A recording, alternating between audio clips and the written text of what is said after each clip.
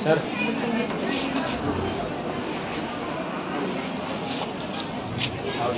आगे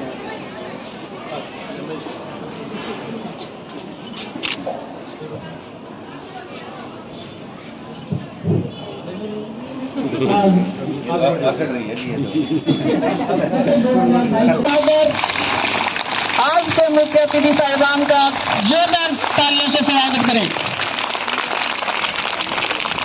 माननीय बसंत भवन में बहुत अधिवेशन स्पीकर बुलाना श्री रणजीत सिंह चौहान चेयरमैन परिवार की तरफ से सुस्वागत अभिनंदन है।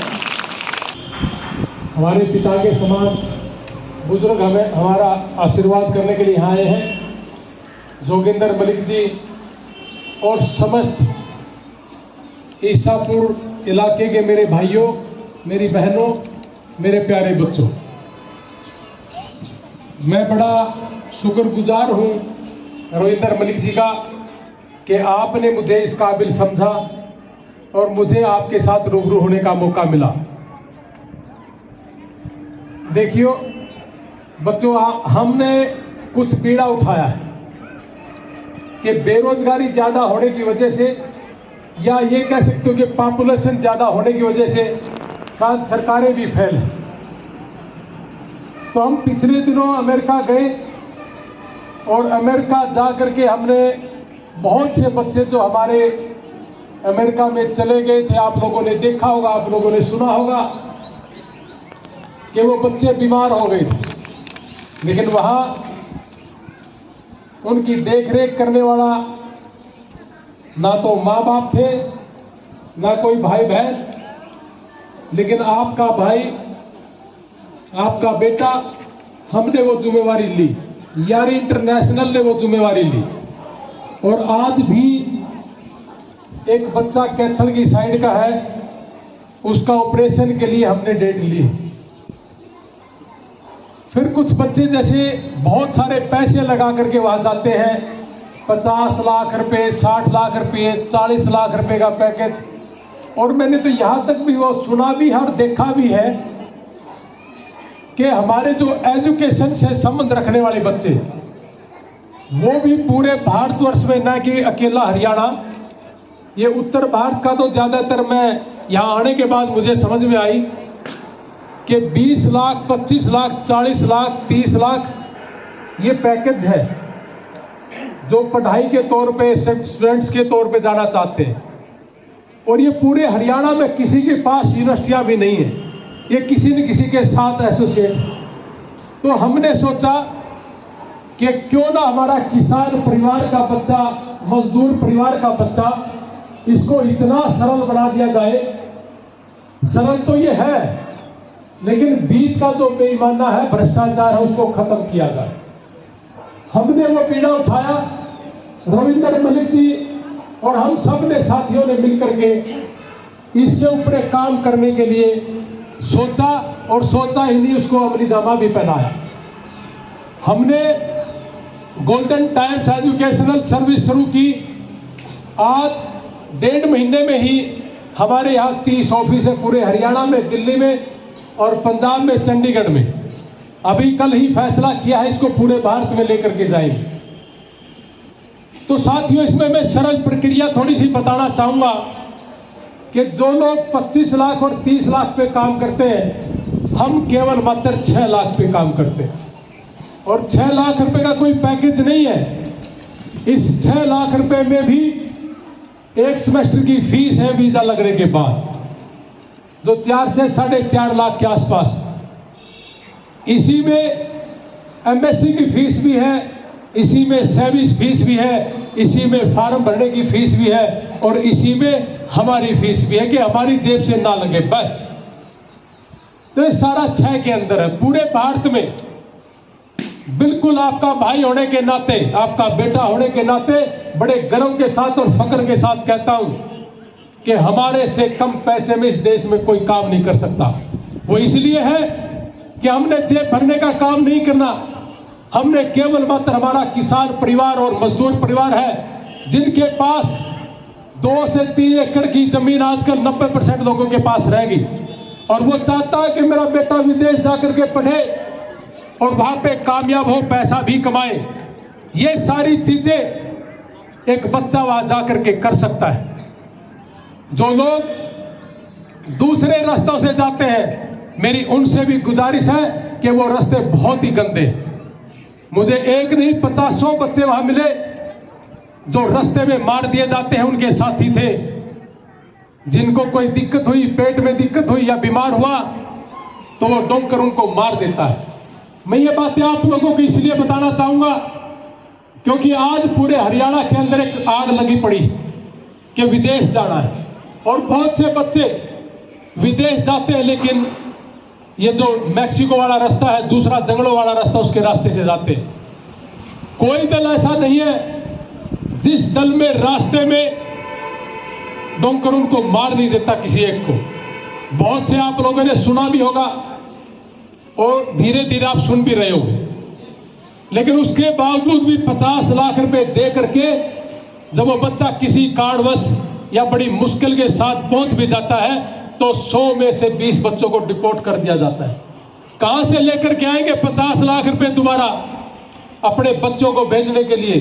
तो सबसे पहले हमने यह सरल प्रक्रिया कर दी कि आपने फार्म भरना, अपनी एमएससी की फीस भरनी और अपनी सर्विस भरनी है। 70,000 रुपये में आप एमएससी तक पहुंच जाओगे, बाकी का खर्चा सारा वीजा लगने के बाद। तो इतनी सरल प्रक्रिया केवल मात्र हमारे बच्चों के लिए है। अगर जेब भरने का काम मैं भी करता, बड़ी आसानी से मुझे भी लोगों के टेलीफोन आते, रविंदर मलिक जी को भी टेलीफोन आते कि भाई साहब आप इसको थोड़ा सा और बढ़ाइए। लेकिन हमने सारे भाइयों ने फैसला किया है कि हमने ये चीज इतने में ही रखनी, हमने अपनी जेब नहीं भरनी।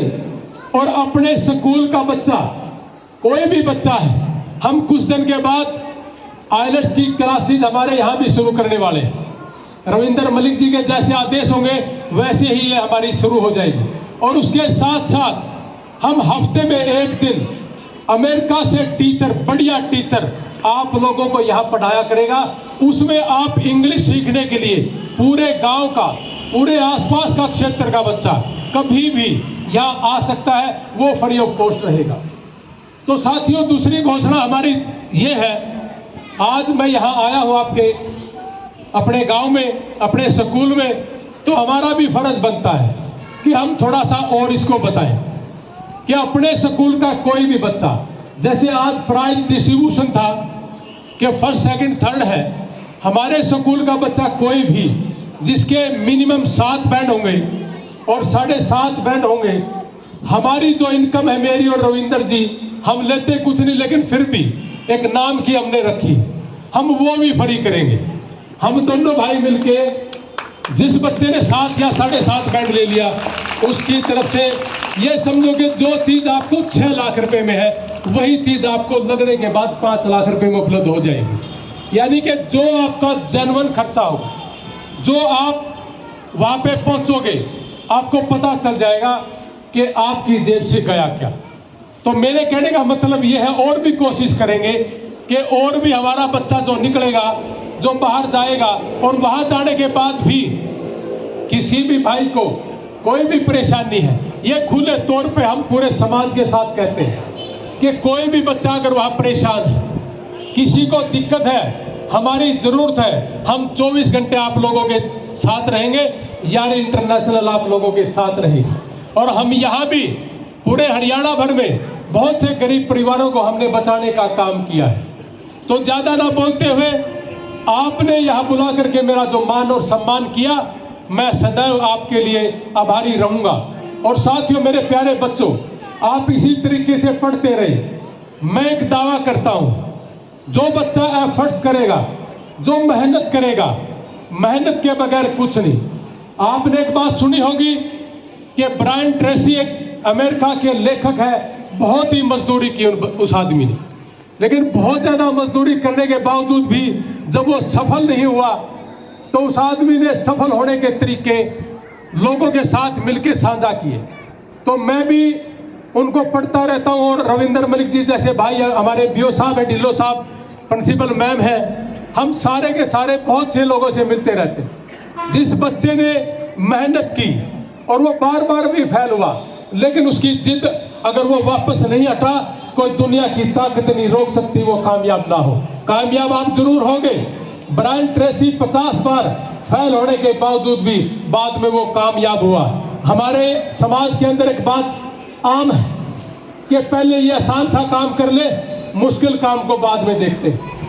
तो ब्रायन ट्रेसी ये कहते हैं कि सबसे पहले मुश्किल काम को देखिए, आसान काम को नहीं।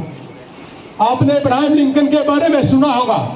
अब्राहम लिंकन ने 22 साल की उम्र में एक छोटा सा इलेक्शन लड़ा, लेकिन 65 साल की उम्र तक बहुत सी बीमारियां भी हुई, बहुत सी तकलीफें हुई, उनकी पत्नी भी एक्सपायर हुई, लेकिन 65 साल की उम्र तक कामयाब नहीं हुआ। लेकिन लास्ट में किसी भाई ने कहा कि आप राष्ट्रपति बनेंगे इस देश के, तो उसने राष्ट्रपति का इलेक्शन लड़ा और वो अमेरिका का राष्ट्रपति बना। लेकिन इस चीज के पीछे एक आदमी बहुत बड़ा छुपा हुआ। जब वो बहुत परेशान था, उसने सुसाइडल अटेम्प्ट करने की कोशिश की, उसके मन में आया। एक बंदा था, उस आदमी ने उसको अपने पास रखा, लेकिन जिस दिन उसकी मां एक्सपायर हुई, उसकी मां मरी, तो उसने एक बात कहा था अब्राहम लिंकन को कि मैं मेरी मां के दाह संस्कार पे चला जाऊंगा अगर आप मुझे कमिटमेंट करें कि मैं पीछे से ऐसा कोई काम नहीं करूंगा। तो अब्राहम लिंकन ने जब उसको कमिटमेंट किया, तो उसके बाद वो उस देश का राष्ट्रपति बना। ऐसे ऐसे एक नहीं 50 उदाहरण हैं। तो मैं इन बच्चों को, अपने भाइयों को एक बात कहना चाहूंगा कि बहुत से बच्चे हमें मिलते हैं। हमने राजनीति में भी भाग लिया, जोगिंदर भाई साहब और हम सारे के सारे इकट्ठे ही एक दल में भी रहे। मैं प्रवक्ता भी रहा इनेलो पार्टी का, अब तो मैंने वो छोड़ दिया पद। लेकिन एक बात बताऊं मैं, जिस आदमी ने ठान लिया कि हमने ये सब करना है, और हमने भी ये ठान लिया कि आपका बच्चा, हमारे सारे भाई जो भी बड़ा है, पढ़ाई की कोई उम्र नहीं होती, आप भी उसमें ट्राई कर सकते हो। तो ये सरल प्रक्रिया में आप आइए, और रविंदर मलिक जी हमारे जो भाई हैं, हम सब मिलकर के अपने घर परिवार को कैसे कामयाब हो, हमारा किसान और मजदूर कैसे कामयाब हो, इसकी तरफ हम जो काम करें, आप भी हमारे साथ कदम से कदम ताल मिला करके हमारा सहयोग करें। मैं ज्यादा ना बोलते हुए, कोई बात मेरे मुंह से गलत निकल गई हो तो मैं माफी चाहूंगा। लेकिन कोई भी बच्चा अगर अमेरिका में चला भी गया, अगर वो महंगी यूनिवर्सिटी में है और उसको सस्ती यूनिवर्सिटी में आना है, तो भी हमारे पास वो सारा प्रबंध है। तो धन्यवाद साथियों, आपने मुझे सुना, आपने मुझे मौका दिया, आपने मुझे आशीर्वाद दिया, बच्चों का प्यार। जय हिंद, जय भारत। धन्यवाद साथियों।